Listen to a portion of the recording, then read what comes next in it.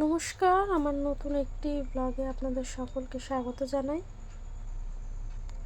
আজকে বানাচ্ছিলাম সুজির হালুয়া। প্রথমেই 1 কাপ সুজি নিয়ে নিলাম, তার মধ্যে ততটাই পরিমাণ দুধ দিয়ে ওটাকে ভালো করে মিশিয়ে নেব। আমি কাঁচা দুধ ব্যবহার করছিলাম, আপনারা চাইলে গরম দুধও দিতে পারেন, এটা অপশনাল। একটু ভালো করে মিশিয়ে কিছুক্ষণ রেস্টে রেখে দেব।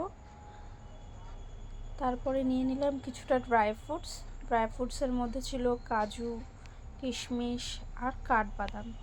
আপনাদের কাছে না থাকলে আপনারা নাই দিতে পারেন, এটা অপশনাল ছিল। দিয়ে কিছুটা পরিমাণ ঘি নিয়ে তার মধ্যে দিয়ে ভালো করে ভেজে নিলাম ড্রাই ফ্রুটসগুলোকে। দিয়ে আমি ভালো করে ভেজে নিয়ে তুলে রেখে দেব আলাদাভাবে। তারপরে সেই কড়াতেই আরও কিছুটা পরিমাণ ঘি দিয়ে দিলাম। ঘি দিয়ে তার মধ্যে দিয়ে দেবো এলাচ, আপনারা এলাচের গুঁড়োও দিতে পারেন। দিয়ে 1 বাটি সুজির সাথে 1 বাটি চিনি দেবেন। আমার চিনিটা একটু কম হয়ে গেছিলো, পরে আবার আমাকে দিতে হয়েছিল। এবারে দেখছেন আমি দুধ দিয়ে ভালো করে সুজিটাকে রেখে দিয়েছিলাম, ওটা খুবই নরম হয়ে গেছে।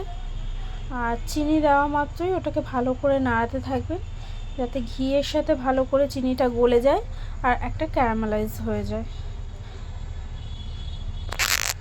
ভালো করে চিনিটা গোলা হয়ে গেলে গ্যাসের ফ্লেমটাকে বন্ধ করে দেবেন। দিয়ে তার মধ্যেই দুধটা ঢেলে দেবেন। দিয়ে ভালো করে মিশিয়ে নেবেন যাতে চিনিটা আর না থাকে।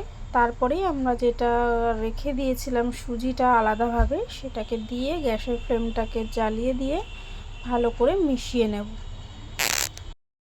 এটা ততক্ষণ নাড়াতে থাকবো যতক্ষণ না সুজিটা দুধের মধ্যে ভালো করে মিশে যাচ্ছে। তারপরেই অ্যাড করে দিলাম আরও কিছুটা ঘি।